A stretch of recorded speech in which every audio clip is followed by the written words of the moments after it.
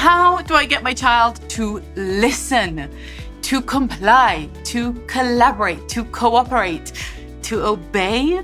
Let me know in the comments below if you have a hard time getting your child to listen to simple, basic requests. If you feel like tearing your hair out because they won't get in the car or won't brush their teeth or won't get their pajamas on or won't do their homework or whatever it is that you're trying to get them to do. If you feel like your requests are reasonable and age appropriate, and of course you did them when you were a kid, but somehow it's a battle of epic dimensions when you ask your child to do it, then stay tuned, because at the end, I'm going to share with you the most important aspect of all of this when it comes to getting our child to listen to us. This is such a painful and difficult, tiresome question for so many of us modern parents.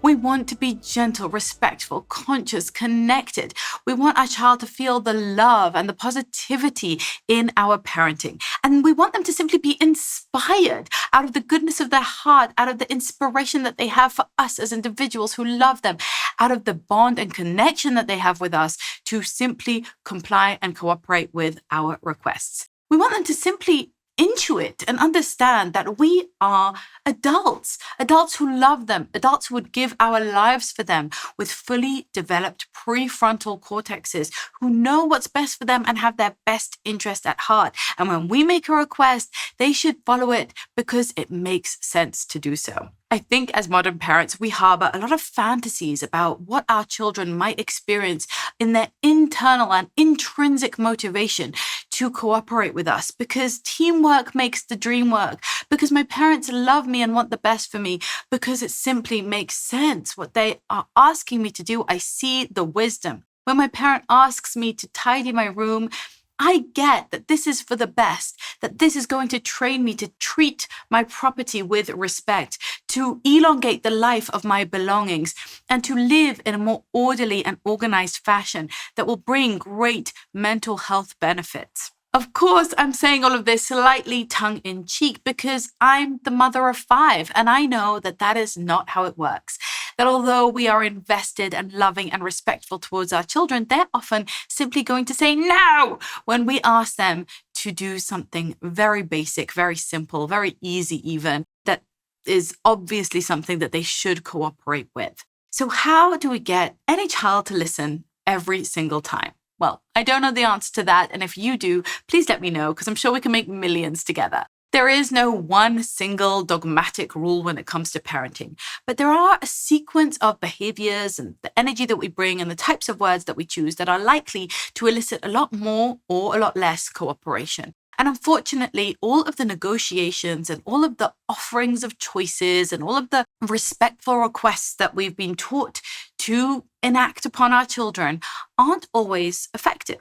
They're not always going to get results. Now, you might say, Avital, you taught us that we shouldn't just want blind obedience, that we want our children to be able to speak truth to power, that it's appropriate to offer reasoning, right, and explanations for our requests, or even to negotiate and to accept our child's no and respect their autonomy as sovereign individuals if they don't want to comply with our requests. And to that I say, that's true. We do want all of those things, but we also want children who know how to cooperate, how to respect authority, and how to actually obey their parents. Yeah, I use the words obey, even though I know it's really not popular, but we do want them to be able to follow positive, realistic, acceptable expectations from their parents. High expectations. You can call it cooperation, you can call it collaboration, you can call it complying with requests, whatever it is, but ultimately they do actually have to sometimes just do what they're told, just follow commands. Why? Because we are the responsible adults in the home, because this isn't about absolute equality.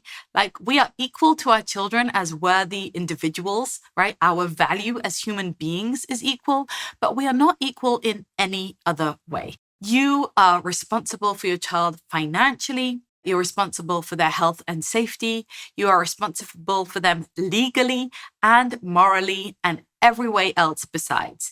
And so you are not on equal footing when it comes to authority, because with great responsibility comes that authority and that freedom. You have more authority in the home by virtue of the fact that you are the adult. You're paying the bills, you set the rules, you make the decision. And this is not a democracy.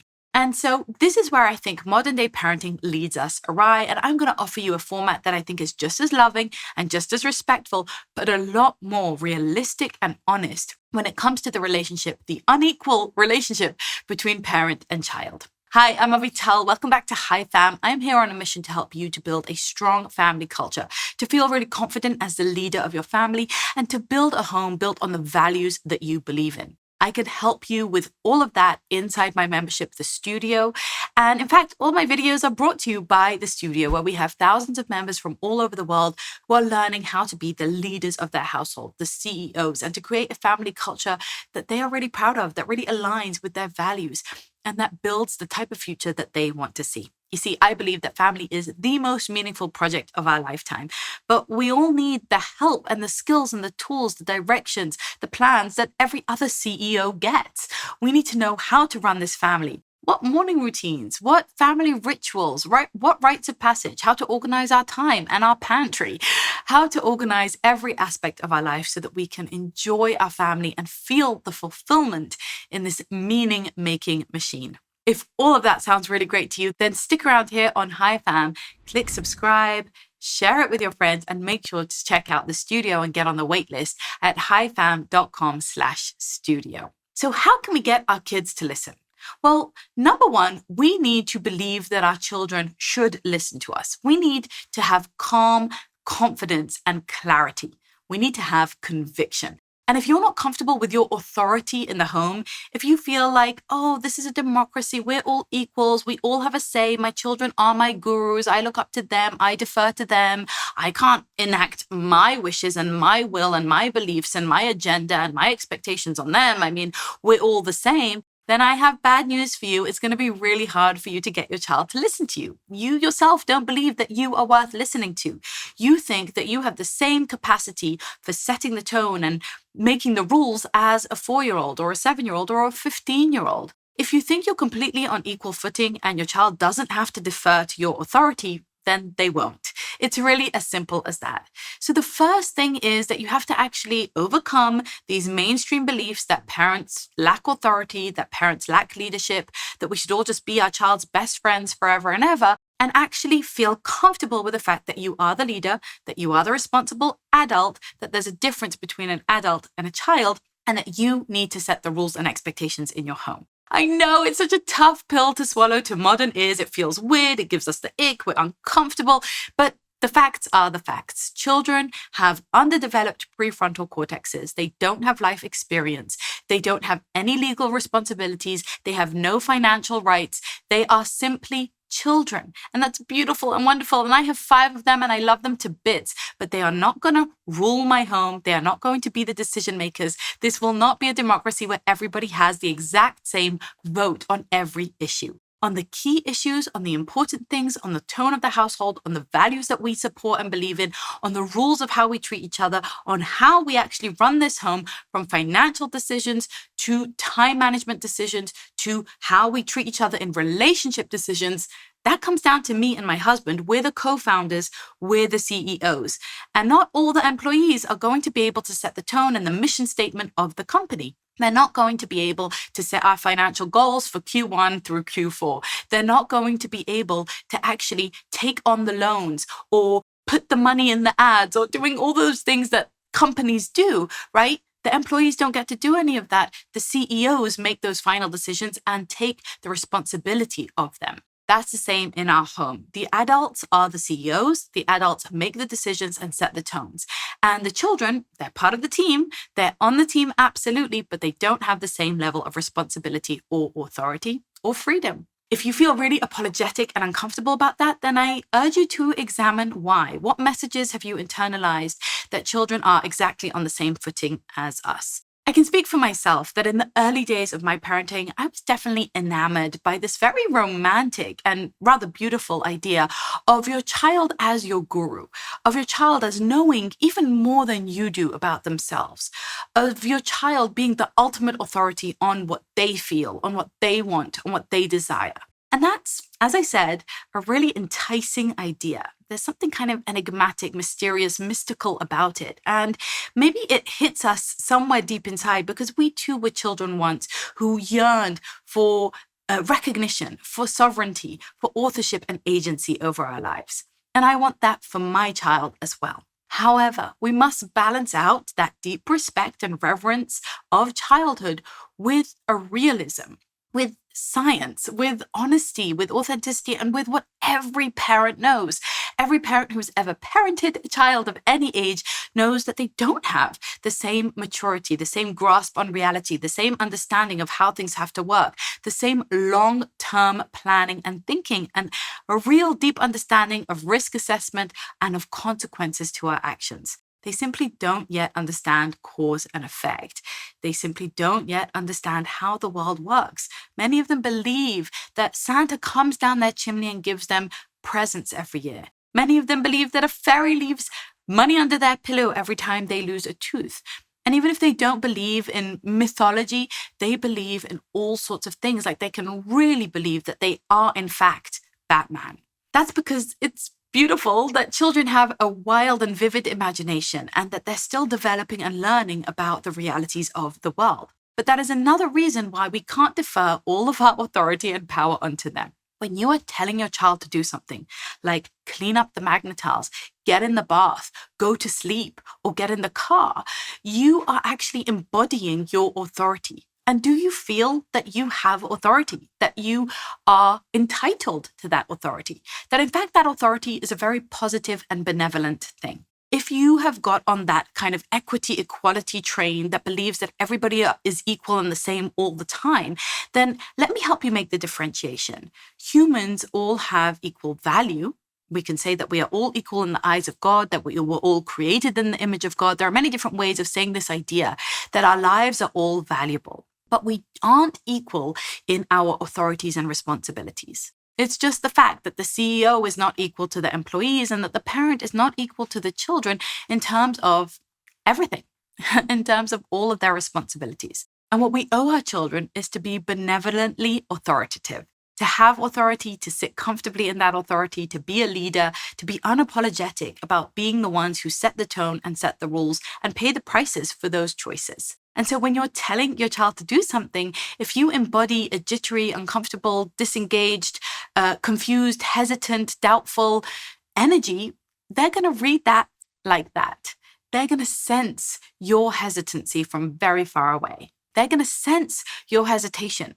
You're going to reek of self-doubt. They're going to disrespect you because you're going to seem weak and wishy-washy and really unconfident in your own role as a parent. So number one, when you're telling your child to do anything, is to believe in yourself and your right and your, in fact, obligation to offer them clear commands, rules, and expectations.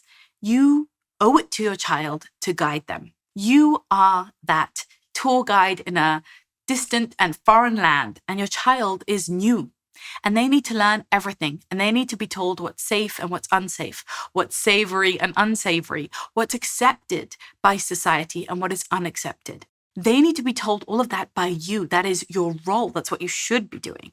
And so when you offer them any kind of guidance, any kind of request, like eat your vegetables or get in the bath, you need to embody that clarity. So how does that look in real life? Well, first of all, we have to get in really close. Children are in their own beautiful imaginative world, and we need to get into the bubble in order to be able to get their attention. Many of us parents are so uncomfortable with our authority that we're just kind of yelling ideas from the other room. Maybe you should switch off now. I think it's time for homework. What do you say about going to your friend's house? How do you feel about going outside with the dog now? It's just these kind of loose questions that we're just sending out into the ether and expecting some kind of result. But that is not how kids work. You want your child to do something, get that confidence, get that conviction, and get right into their face. Okay? Then you need to have calm, warm, kind, loving body language, which I know you excel at. I know you love your child. I know you want them to feel your warmth. And I also want you to infuse it with a sense of clarity and conviction.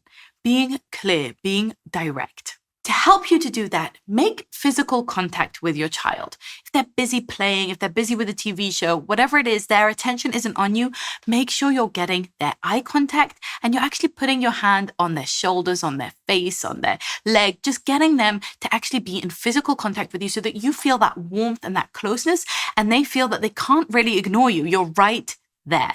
That's step number 1. Step number 2 is to make clear commands. We're so busy in modern parenting appealing to our child's better judgment, trying to persuade them with negotiations, cajoling, bribery, rewards, punishments, and eventually, because it doesn't work, we often lose it and yell at them and then use actual punishments or threats. I think one of the main reasons that we go down this path is that we've been taught by gentle, respectful, conscious, etc. parenting to ask questions and offer choices.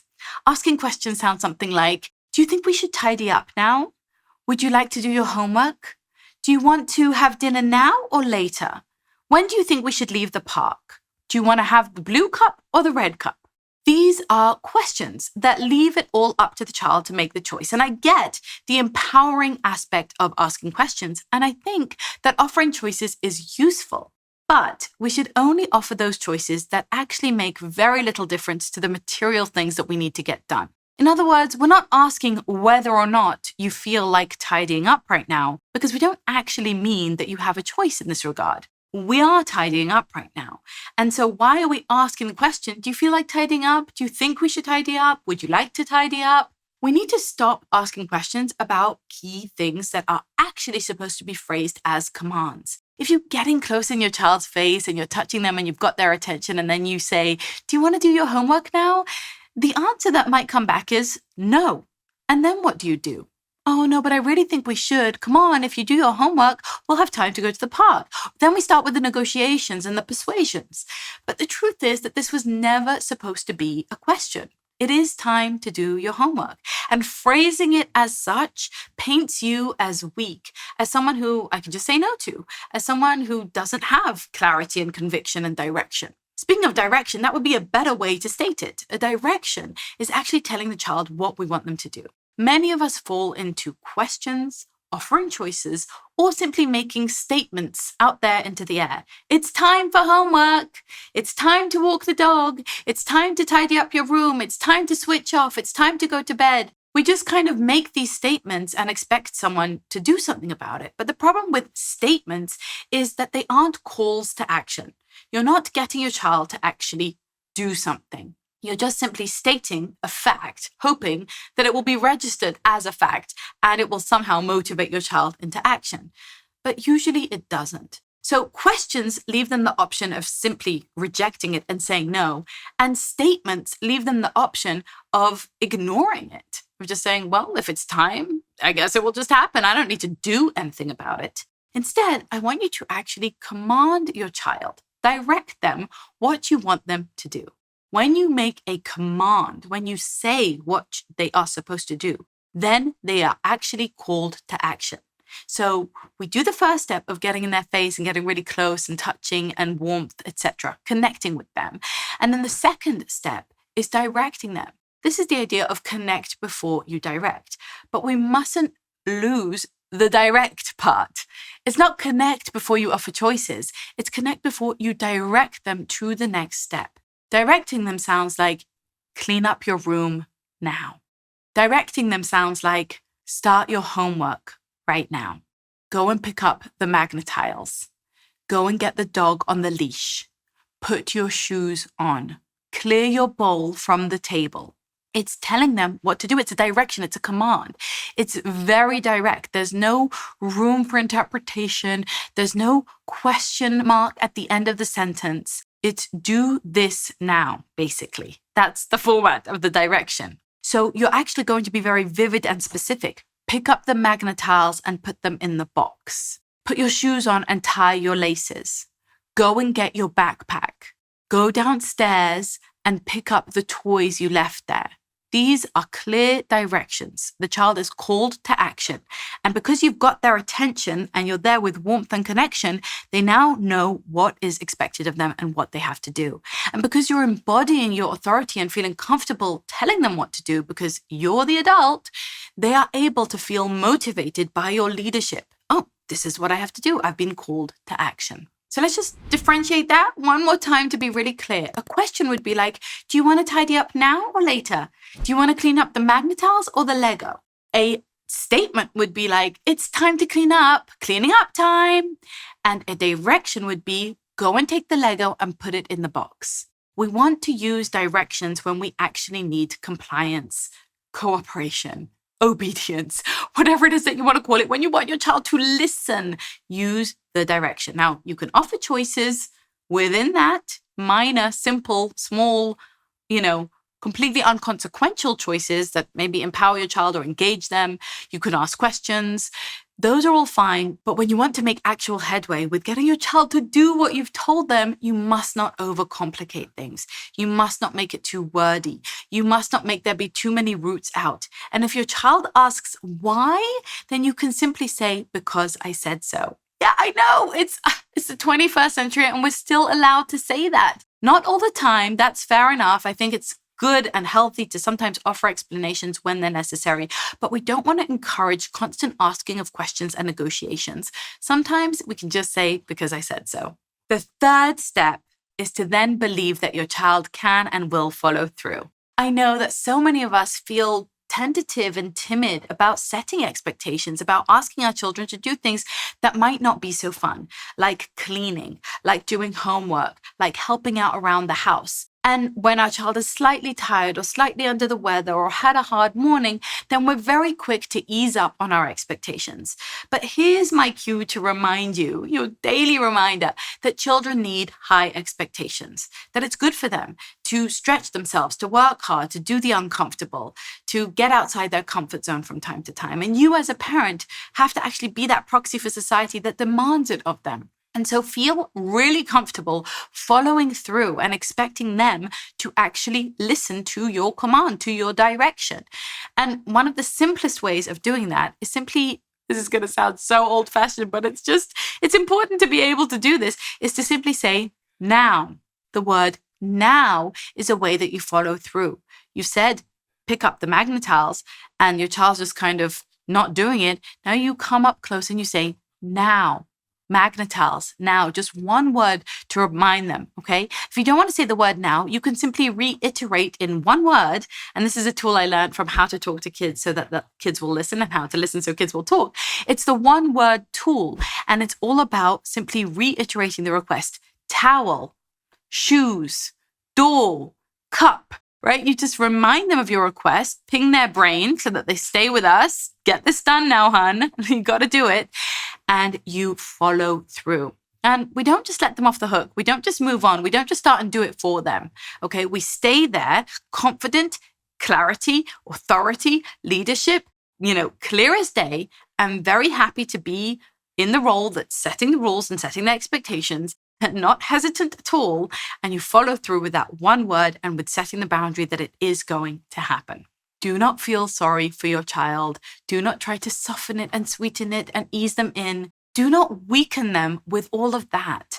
It's noise. It's messy. It sends them the message that they are incompetent, that they are weak, that they are incapable. Instead, do this. Just say thank you. Thank you, honey. I appreciate it. They're whining. I don't want to do it. It's so hard. Why do I have to do it? You didn't ask my brother to do it. Yesterday you did it. Can you do it for me? And you just say, thank you. I appreciate it. I appreciate it that you're clearing the table. I appreciate it that you sat down to do your homework without a fuss. I appreciate it that you're clearing up the Lego. I appreciate it that you're getting in the bath on time. That helps us, right? You just can thank them in a very straightforward and normal way that shows them that this is exactly what they should be doing, that you see them, that you appreciate them, and that's good work. If you agree or disagree, that's great. I would love to develop this conversation about raising children, about building strong family cultures, and about creating the type of parenting that we feel proud and confident in. So leave me your comment below. I would love to hear what you agree and disagree with and what you want to hear from me in the future. Meanwhile, make sure to go over to highfam.com/studio and check it out. Get on the wait list and join us when doors open. Much love and keep on living that high fam life. Bye.